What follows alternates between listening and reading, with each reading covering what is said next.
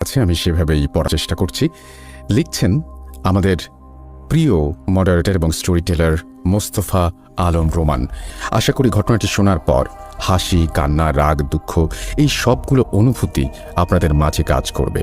ব্যাপারটি কাকতালীয় হলেও সত্য যে গত ঈদে আমি একজন আপুর ঘটনা শেয়ার করেছিলাম, যা আপনাদের মাঝে একটি মিশ্র অনুভূতির সৃষ্টি করেছে।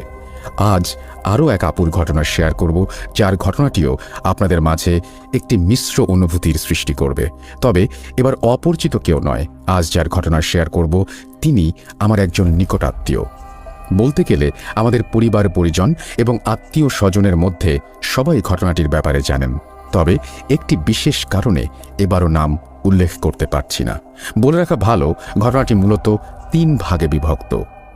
কি সেই 3 ভাগ? একটু অপেক্ষা করুন।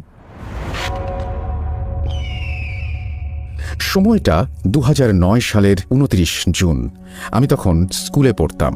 অর্ধবার্ষিকী পরীক্ষার পর সপরিবারে মেজো খালামণির বাসায় বেড়াতে গিয়েছিলাম।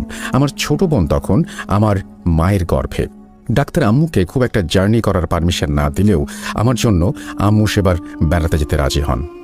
সেখানে যাবার পর 2 দিন বেশ ভালোই কেটেছিল। তবে একদিন রাতে দেখলাম আম্মু এবং খালামণি অনেকটা আতঙ্ক আর ভয় নিয়ে কার সাথে যেন ফোনে কথা বলছেন। বয়স কম হওয়ায় ব্যাপারটা তখন পাত্তা দেয়নি।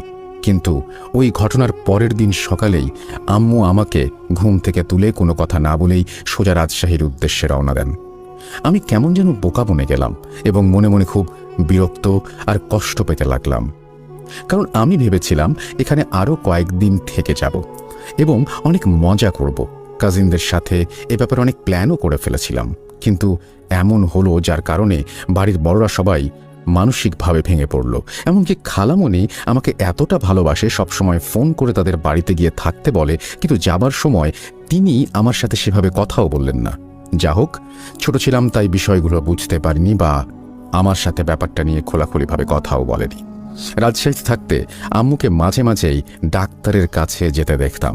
তাই খালামণির বাসা থেকে রাজশাহী ফেরার পথে গাড়িতে বসে ভাবছিলাম আম্মু হয়তো একটু অসুস্থ বোধ করছেন। এটা গ্রাম, এখানে কোনো ভালো ডাক্তার পাওয়া যাবে না, তাই জন্য হয়তো রাজশাহীতে ফিরে যাচ্ছেন।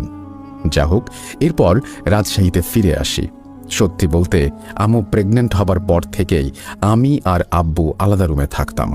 ছোটবেলায়